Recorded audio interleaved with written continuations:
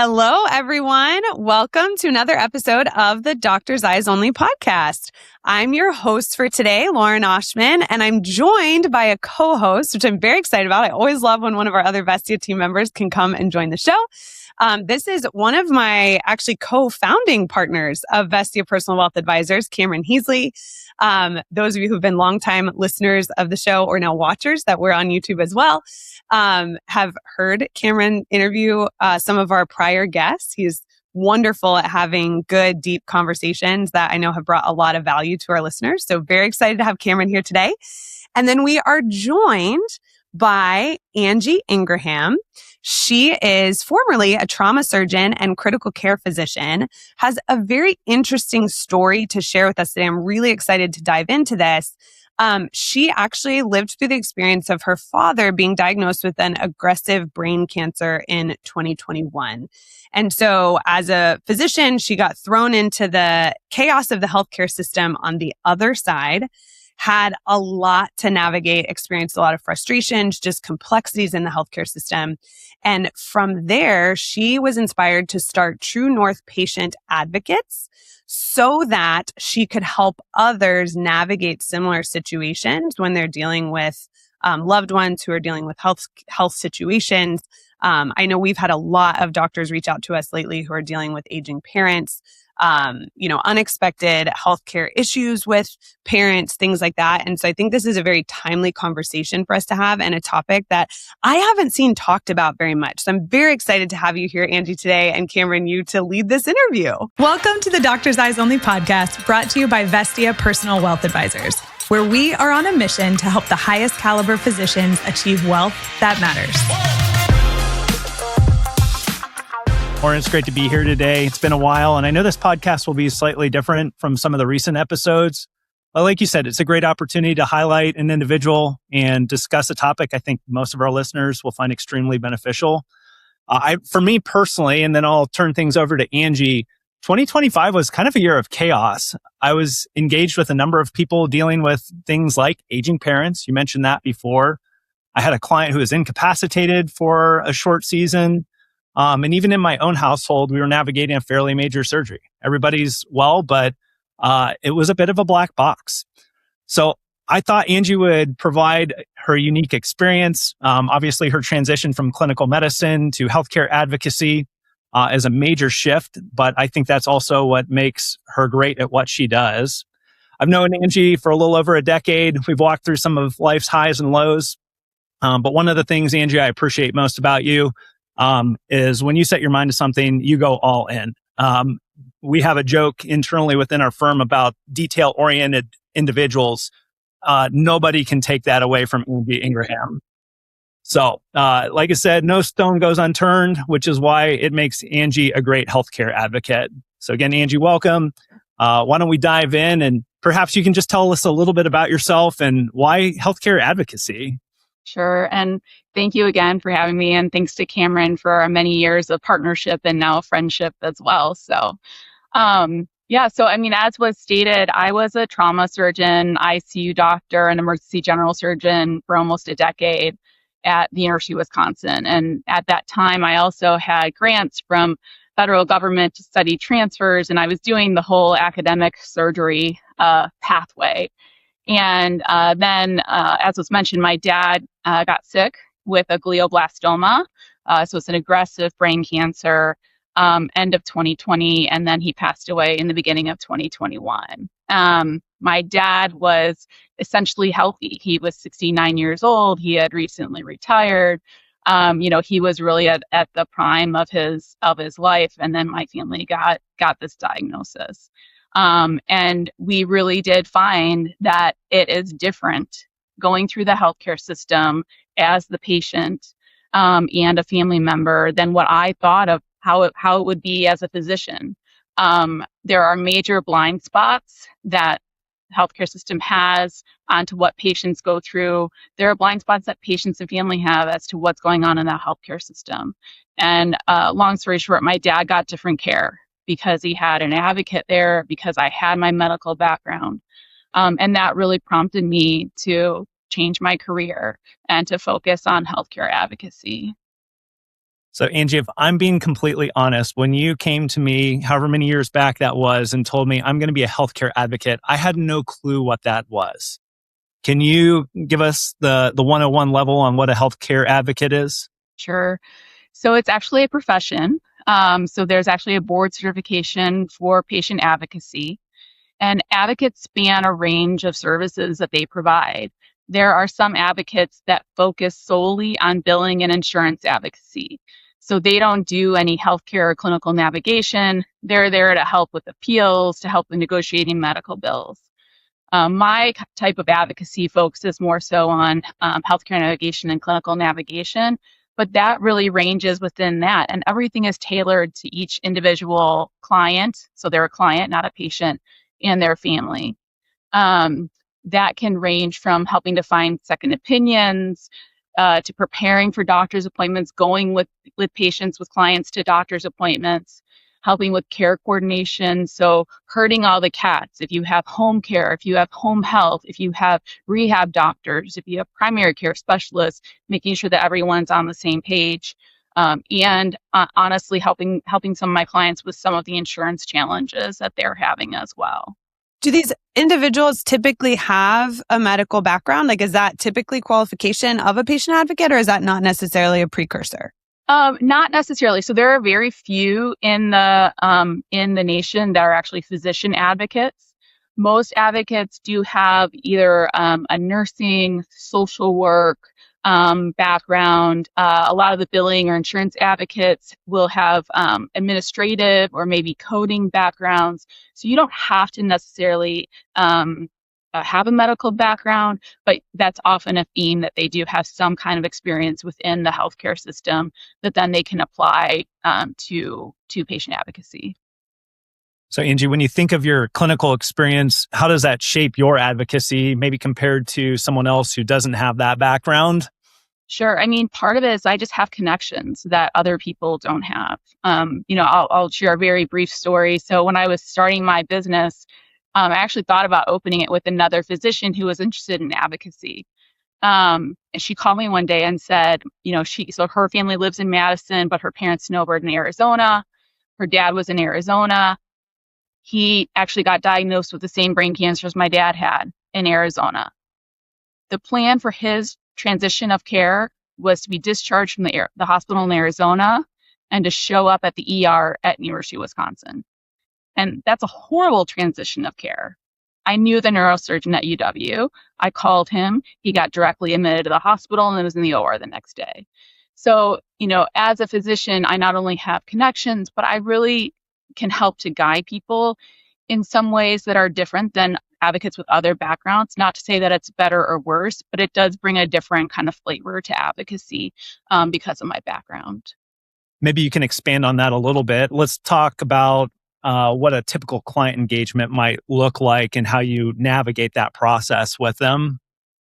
Sure. So, I offer everyone a free discovery call. So it's usually 30 minutes. Sometimes it turns into 45 minutes or an hour, depending on the client. But that's really a way for me to get to know them, and for them to get to know me. So is this going to be a really good match? Because we're actually going to spend a lot of time together.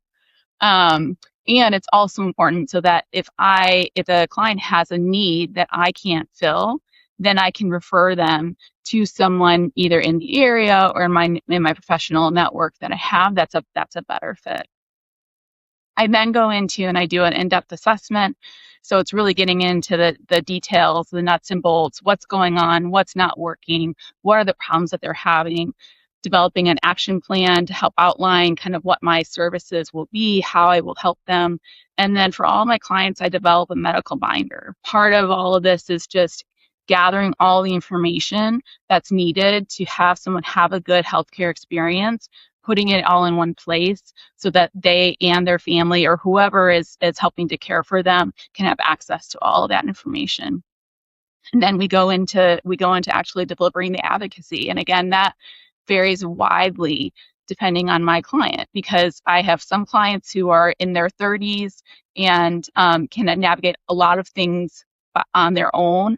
I have other clients who are in their 80s with dementia. And so that it looks very different depending on the client, depending on the family situation, whether they have someone in town that they live with, or like my 80-year-old client, her family is all out of state.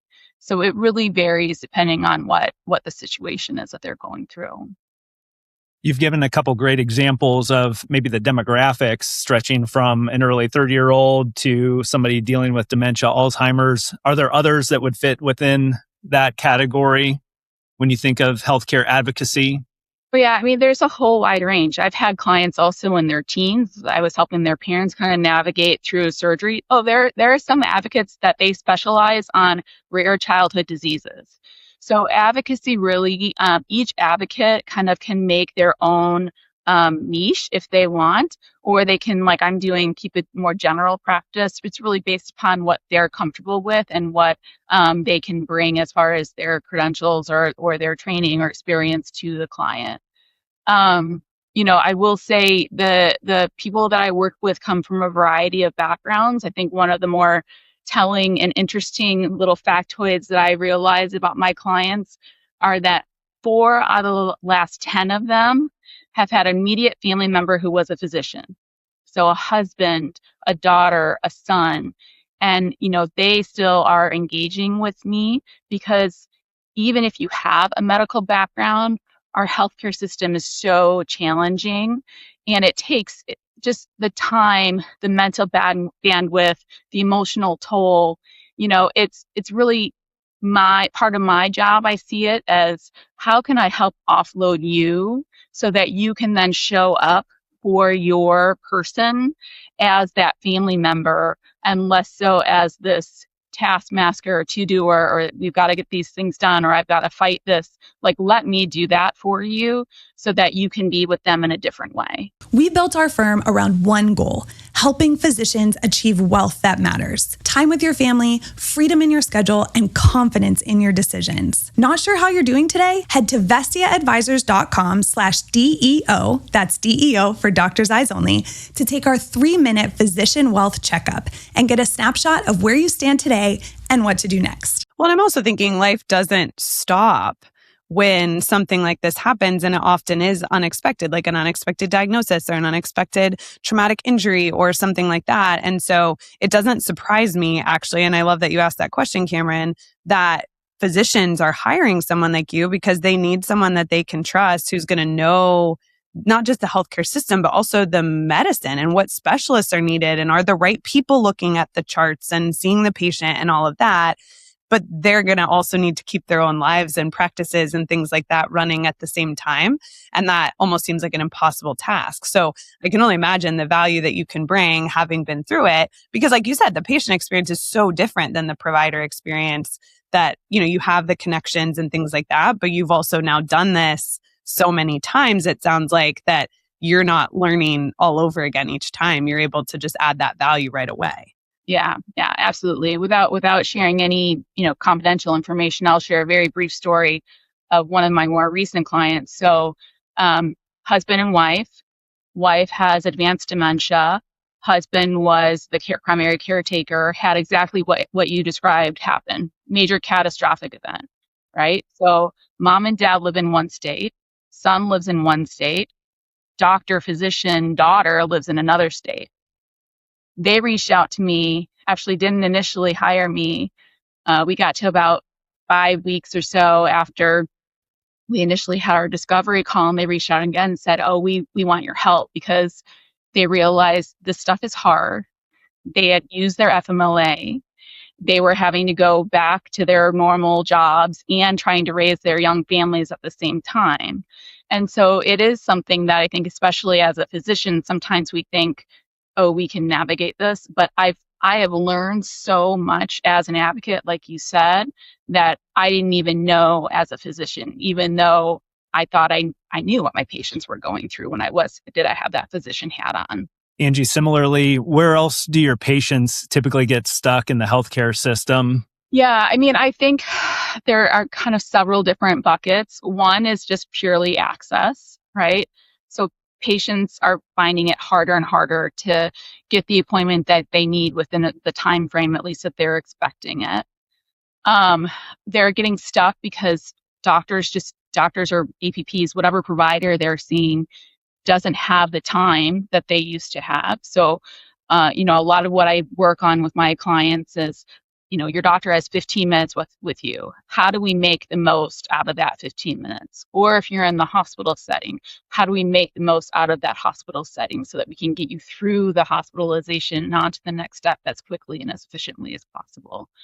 And then, a lot of it really has been insurance navigation, and that's one of the things that I learned. There were things about insurance navigation that, especially that happen outside of the hospital system, that patients and families are experiencing that I didn't know about when I was a physician. So helping people navigate through some of that has been really important. What's an example of that, or maybe a couple of examples of that? Because I'm just thinking of all the doctors who are listening who might, they might be interested to hear about your perspective on the other side, things that they don't know because they haven't been on this side before.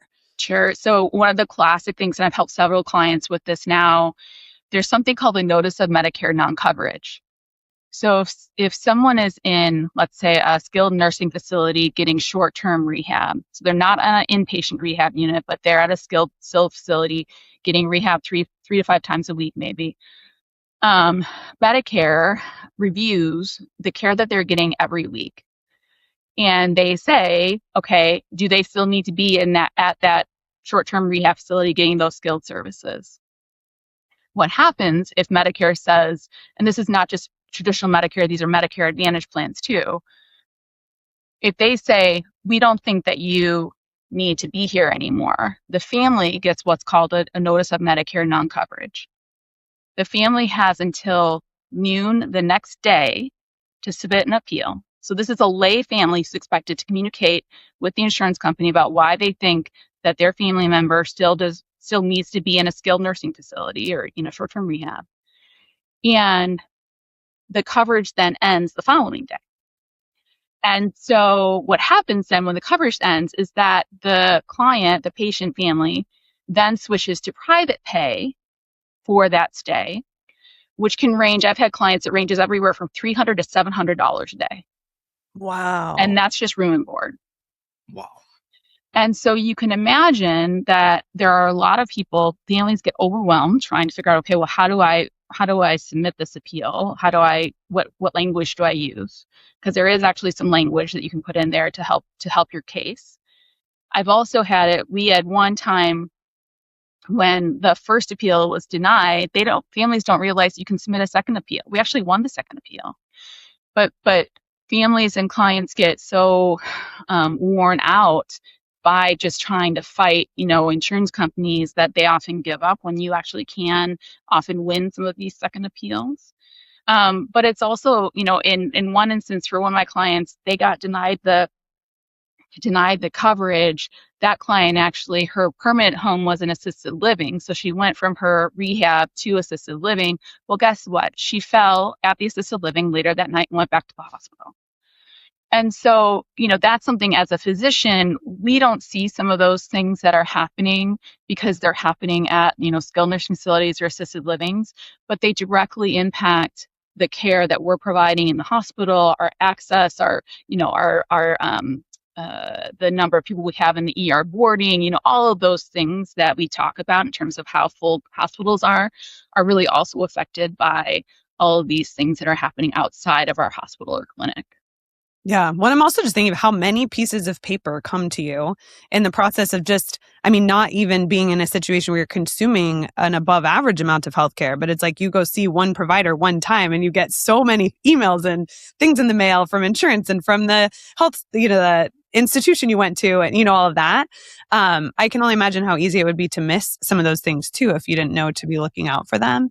So that was a really great example, I think. And like I said, I think that can help some of the physicians who are listening just kind of, wrap their heads around like maybe what more is there that they haven't experienced in the healthcare system that's not directly under their purview. And maybe in the same vein, Lauren, I'm a worst case scenario type guy. So I always think, what can I do proactively to prepare for something like this? Mm-hmm. Angie, are there steps that families can take to prepare for the medical uncertainties? Absolutely. I mean, just even having a goals of care discussion so that goals of care essentially is, what do you want to age well? Or if you have a significant medical event, what what would you want? What wouldn't you want? And that can vary by each person. And what I want isn't necessarily going to be the same thing as what my dad would have wanted necessarily or something. So I think just having conversations about what you want your health in the future to be and what's important to you, having that medical binder, having some place where all your doctors are written down in one place, all of your meds, having an accurate med list goes a huge way in facilitating healthcare. Knowing, what insurances you have, knowing if your parents have long-term care insurance, and that's where a lot of sometimes there can be overlap between a patient advocate and a financial advisor, because health care is expensive. You can't get away from the financial side of healthcare. And so having all of those things work together is really important. And I think then also just like, the importance of just being active. And I like to try to help my clients become an active healthcare consumer. I think we don't think that we can ask questions enough of our healthcare system or our providers. This is especially true in the older generation.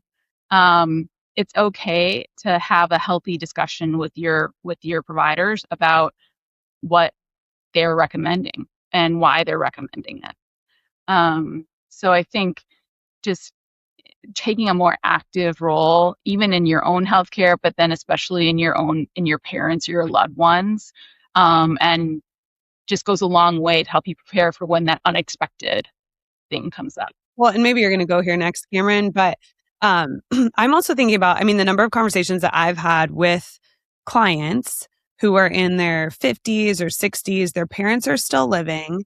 It sounds like your father, up until he had that diagnosis, relatively healthy for, their age or seem to be aging well. And they have not had any type of conversation about whether there's a will in place, about whether, like, what kind of transfer mechanisms exist, like a revocable trust or something like that. And I've had some nightmare scenarios where clients of mine are then relying on our team to help them navigate their parents' financial situation after the fact. And it's like, we don't even know where the bank accounts are. We don't know if we've gotten all the investment accounts. And so I'm also curious, and maybe you two can speak to this a little bit, because I know, Cameron, you supported Angie through this and you all worked through this together with your father. What are the things, like, what would you say to others who maybe are in that situation where they don't know what their parents' estate plan looks like? They haven't thought about it. What would you do now versus waiting until, your time is limited and you're under pressure to maybe get those affairs in order? Cameron and the Vestia team, like, were a godsend to our family, right? So, like, I had been working with Cameron since I was a resident.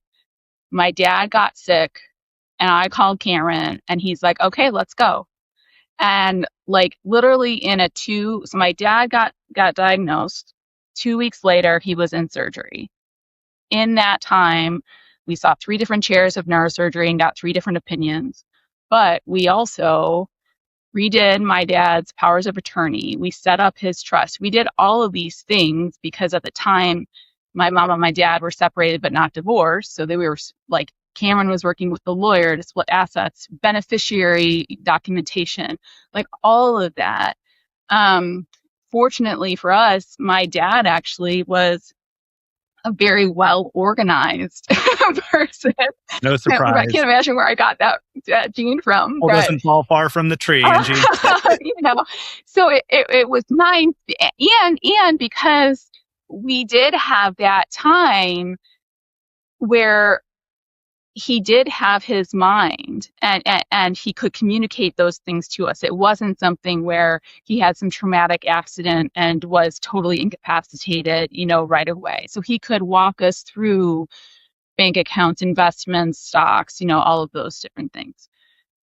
And I will say there were also some things that we found it was very good that we found that at that time, because the simple example I'll give is, so my dad had a manila folder of passwords, username and passwords. But on some of them I noticed, there were these little asterisks. I said, Dad, what were those? He said, that's not the real password. Okay, Dad. So what's the real password, right? And it's things like that. Or the example that I gave of the family with the husband and wife before, knowing that they are stuck now because they don't know their dad's iPad or his phone code, right? So all of these things that we take for granted, but become these major roadblocks because we don't have that information prepared and organized ahead of time, just make a situation that is already stressful because your loved one is sick, they've got some new diagnosis, there's some major change there, it just makes it that 10 times kind of harder. Yeah, Angie, I think in reflection for me personally, obviously, anytime you can be proactive, that's going to be beneficial. And thank God that your dad had all his affairs in order, or at least the details, so that we were able to help him. I think, again, in hindsight, what I would have hoped for your family in that moment was that you could have been more present as opposed to navigating the logistics of the situation. And I think that's one of the benefits that a healthcare advocate brings. Is that fair? Oh, yeah, totally. I mean, full transparency, there was one time, so I have an older sister who's 2 years older than me. I have a younger brother who happens to be a traumatic brain injury attending, right? So, but there was one time when I very distinctly remember my sister getting mad at me because I was like the bulldog of like, we got to get all this stuff done. And she's like, we need to be here for Dad.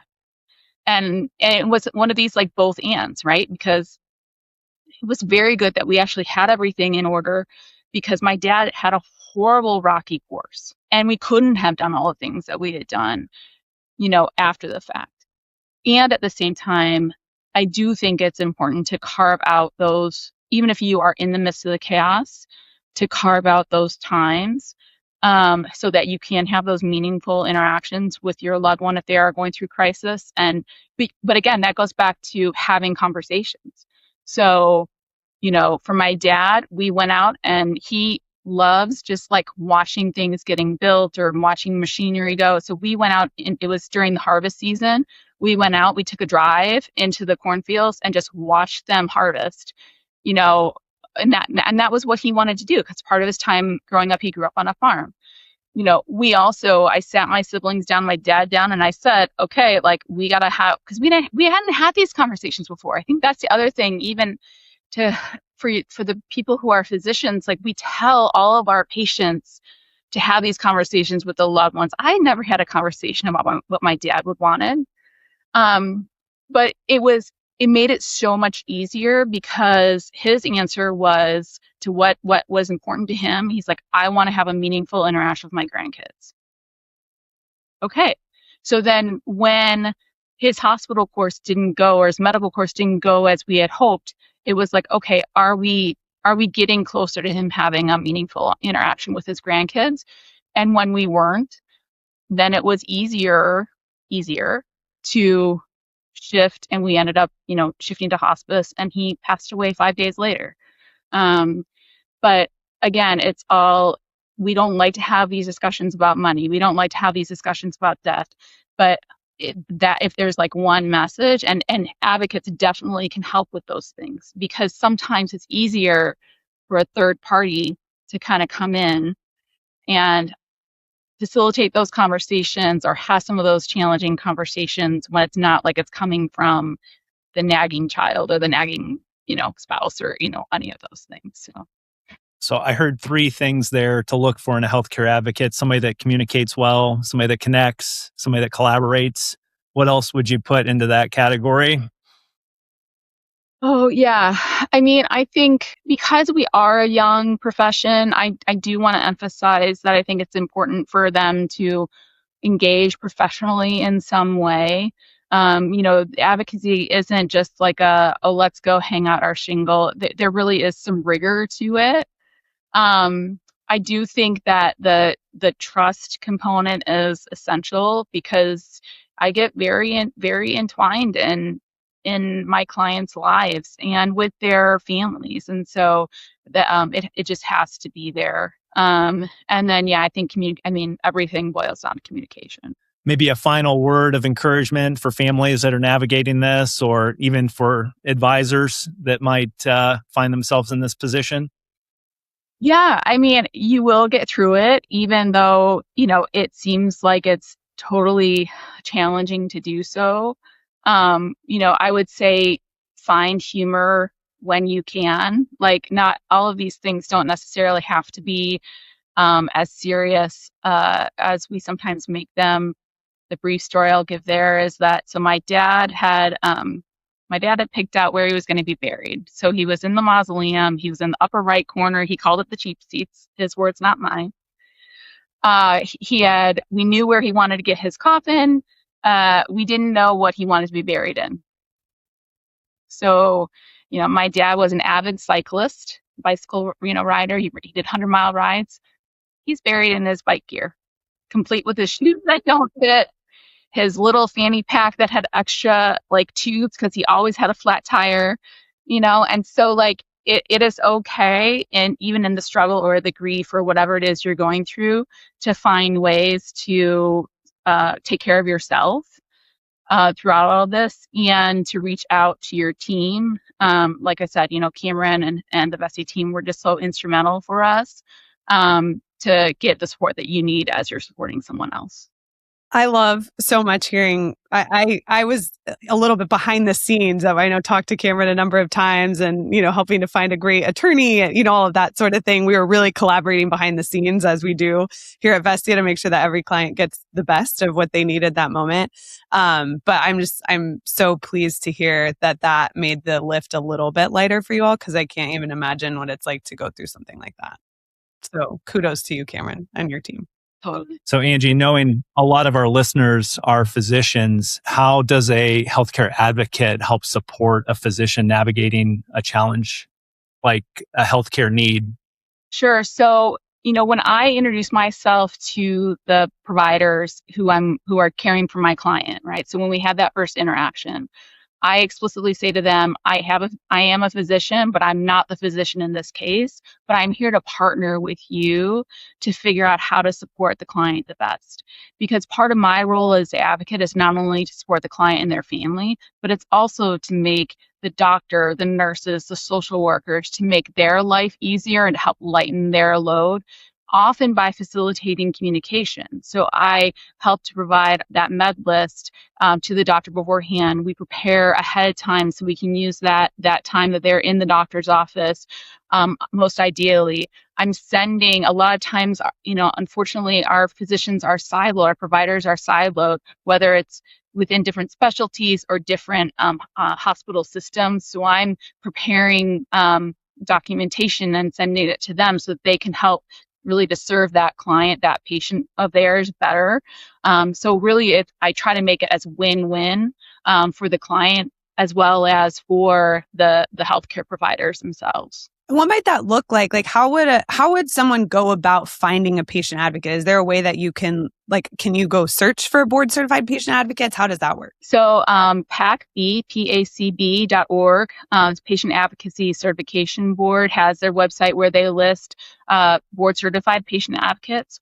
There's also an amazing organization called GNA Now, so Greater National Advocates.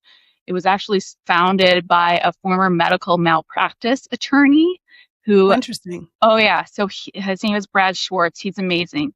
He got admitted to a hospital for sepsis, ended up having partial amputations of all of his extremities. Oh, and so now has devoted his career to promoting patient advocacy. So on their database, you can search, even a physician could go in and, let's say that you have a patient who you think could benefit from a patient advocate. You can encourage them to go seek out those resources. You can search in by zip code, kind of what kind of advocacy you're looking for.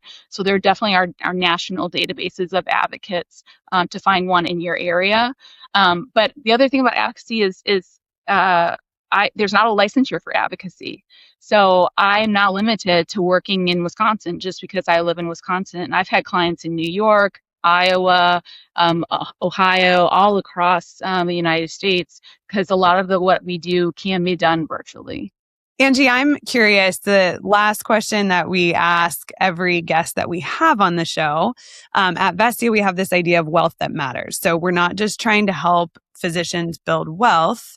We really want them to build an overall wealthy version of their life. So that's not just money, that's time and relationships and taking care of yourself. And, it's all of those things that amount to leaving a great legacy and, feeling like you had a life well lived. And I think this conversation too reminds us that we don't know how long we have and we don't know what that story arc is going to look like. And so, I think around this point of the new year, which is at least when we're having this conversation, it'll probably be a little after that when the episode comes out.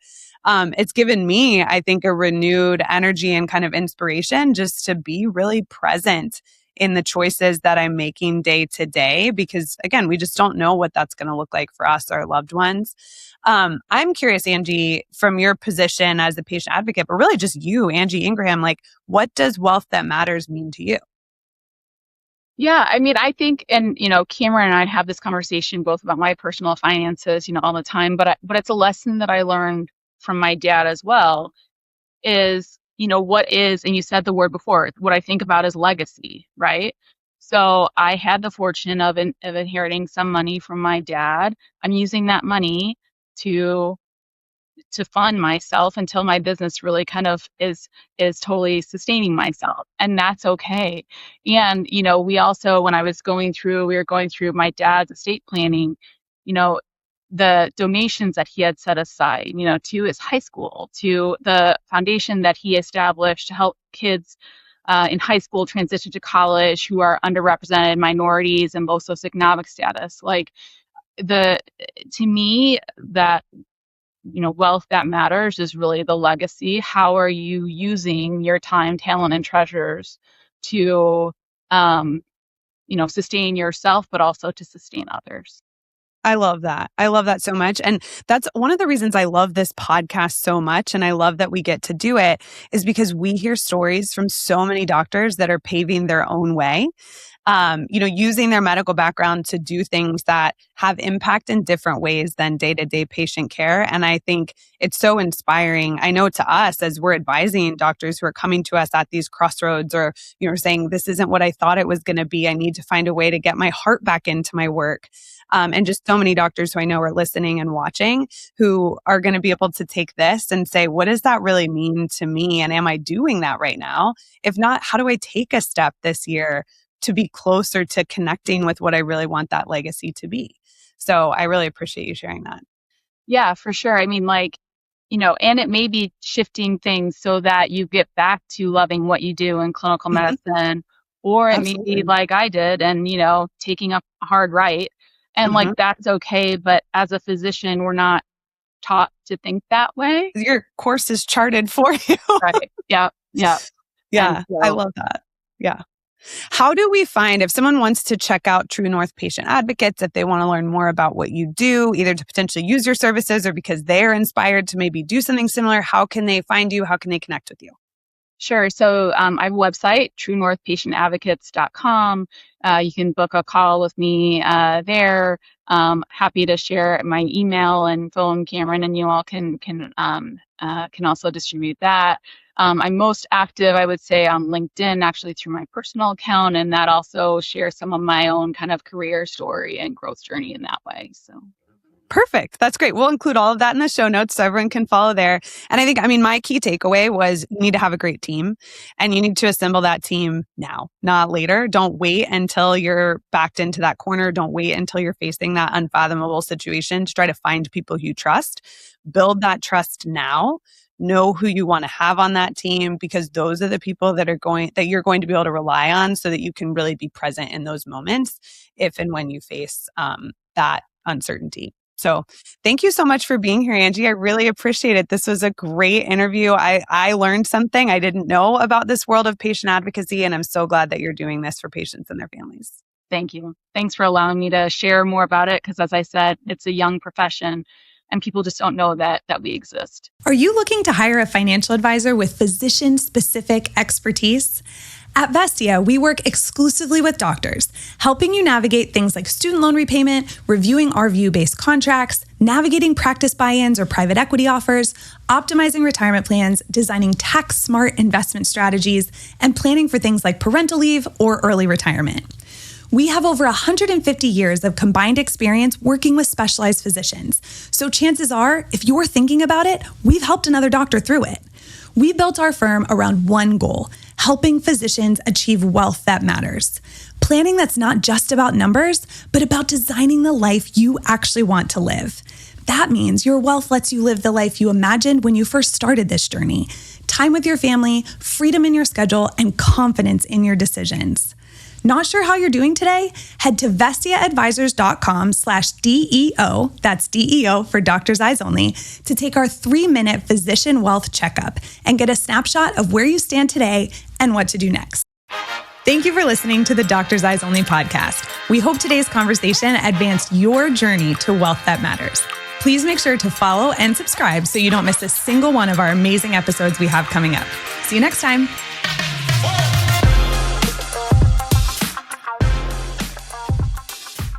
The information covered and posted represents the views and opinions of the guest and does not necessarily represent the views or opinions of Vestia Advisors, LLC. The content has been made available for informational and educational purposes only. It should not be construed as legal or tax advice and is not intended to replace the advice of a qualified attorney or tax advisor. This information is not an offer or a solicitation to buy or sell securities. Investing involves risk, including risk of loss. Before investing, you should consider the investment objectives, risks, charges, and expenses associated with investment products. Investment decisions should be based on an individual's own goals, time horizon, and tolerance for risk. Past performance is no guarantee of future results. Diversification and asset allocation do not ensure a profit or guarantee against loss. Consult your financial professional before making any investments. Investment advisory services offered through Vestia Personal Wealth Advisors, Vestia Retirement Plan Consultants, and Vestia Advisors, LLC. Securities offered through Osdale Financial Partners, Inc., 5187 Utica Ridge Road, Davenport, Iowa, 52807. Member, FINRA, SIPC. Vestia Personal Wealth Advisors, Vestia Retirement Plan Consultants, Vestia Advisors, LLC, and Osdale Financial Partners, Inc. are independently owned and operated.